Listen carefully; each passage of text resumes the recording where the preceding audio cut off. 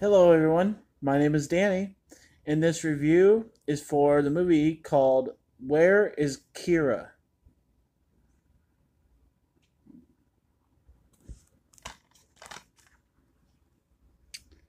With an acclaimed performance by Michelle Pfeiffer, Where is Kyra tells the story of Kyra Johnson, a middle aged divorcee who moves into her elderly mother's Brooklyn apartment while she looks for work and tries to get back on her feet. When her mother dies suddenly, Kira is left without any support, both emotional and financial, and finds herself with very few options, none of them good. Despite a blossoming affair with a sympathetic neighbor who has problems of his own, Kira can't accept that her once tidy life has completely fallen apart. This leads her on a risky path of self destruction that has devastating consequences. This is rated R. It's a. Hmm. I think it's a 2018 movie. It's a Sundance kind of festival kind of movie, and it runs an hour and 38 minutes. The other star in this is Kiefer Sutherland. And so Michelle and Kiefer kind of try to make this movie work. And so I can understand why it made its way through the Sundance ranks and everything, but this is not like a mainstream movie. And so this is for those of you who like the, smaller movies, the self kind of done projects. And if you're watching this video and you're wondering about it in that way, I can just tell you right off the bat that I do suggest you see this movie for being that type of movie, and for people who are interested in those types of movies. It is very interesting. I can understand why this is good among that category. So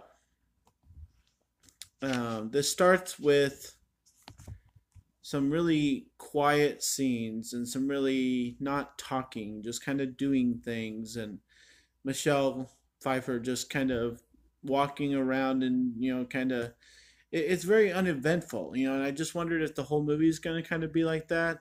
It really was, but I'd have to say that I wasn't disappointed in this movie at any given point. Michelle really makes it work, for being slow and having this ominous music the whole time kind of ruins things. But the way that she is and how much respect she has, I was interested the whole time. So it was fine. I just didn't like how it was set the pace right away by being just no talking, no noise, no nothing, just watching people walk down a hallway or sit in a room. I was hoping the whole movie wasn't going to be like that, but it wasn't. It ended up being quite interesting. So the mother does end up dying, as the sleeve tells you, and that's kind of what this movie is about. And I was wondering what the relevance of it was at the time, but it ends up being what the movie's about. And so it's really sudden when it happens. I mean, it wants to set up what's going to happen in this movie, and Michelle Pfeiffer, is talking to people. We have no idea who they are. We can kind of hear the conversation, but not really. Um, in that way, I know this is a smaller project kind of movie, but with the stars that you have, I would have appreciated hearing some more of the conversations. I would have appreciated, hearing some small details of when people are talking, what they're saying. It might have some relevance to the movie. So that's my only note on that. Um, when the movie gets going, it's totally about. Well, I want to be able to explain this to you because I want you to see it. This movie is about Michelle Pfeiffer committing fraud by dressing up as her mother so that she can cash the pension checks that keep coming in for her mother after she dies. there's some kind of situation where she can't cash them herself because she messed up some paperwork somewhere along the way before her mother died, since it was kind of unexpected. And so she ends up dressing up like her, going to the bank, cashing the checks as an elderly looking woman. And that's committing fraud. And that's what the whole movie's about. And when it hit me that that's what's going on, because that's kind of the surprise in the movie, I really kind of was like, wow, I mean, this movie stepped it up a level, and I didn't know that's what it was about. It really kind of interested me even more at that point. But it's really kind of a hit you moment. And you have to wait to see when you're going to figure it out. So even though I told you, you can still go look up this movie. You can watch this, and you won't like remember that's what it's about, because the first half hour is kind of like really interesting, and it's just kind of like doing things, and then all of a sudden it hits you what's going on. So I thought that was a really good way of handling it, and I liked it when it let us know about it. Yeah, I didn't know until I just read the cover for you that this was a Sundance type of movie, but I did not appreciate these conversations that Kiefer and Michelle had, where Kiefer's off screen or he's in the background and it's really blurry where he's at, but Michelle's off to the side here and you can kind of see half of her face, but she's kind of talking and you can't really hear Kiefer. I didn't appreciate it, and I just don't know if it's really amateur kind of filmmaking, or if they just wanted it to be like that and it didn't come across well.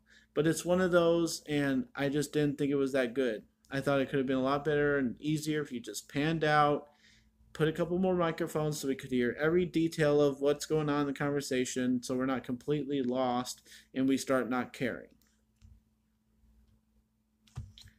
Um, this is a regular movie, and I have to critique it as such. So the ending is completely awful. The way you handle it doesn't have any conclusion. It doesn't let us know what happens to that person or what ends up happening to that person, if they end up getting back together after they maybe serve 6 months in jail or something. Who knows? Does their life turn out okay? No idea.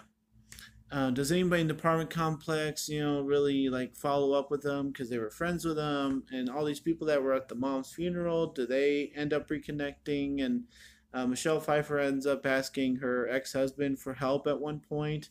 Does he like visit her in jail? We don't get any of those details. That this movie ends very abruptly, with finding out that she was committing fraud, and they go through this whole elaborate plan, her and Kiefer, to make sure that she doesn't get caught.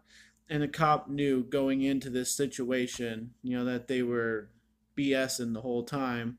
So what's really the point of the whole charade? So I didn't like the ending whatsoever. I think, that people get really lazy when they start making movies and they don't think about, what the viewer wants. They just know what their vision is.